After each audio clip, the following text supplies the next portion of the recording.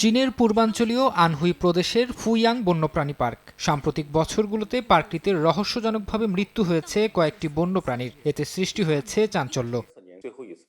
বার্তা সংস্থা রয়টার্স জানায়, পার্কটিতে 2019 সালে 25টি সাইবেরিয়ান বাঘ আনা হয়। তবে 2021 থেকে 2023 সালের মধ্যে অজানা কারণে 4টি বাঘের মৃত্যু হয়। তদন্তের পরও বাঘের মৃত্যুর ঘটনার কোনো সুরাহা করতে পারেনি পার্ক কর্তৃপক্ষ।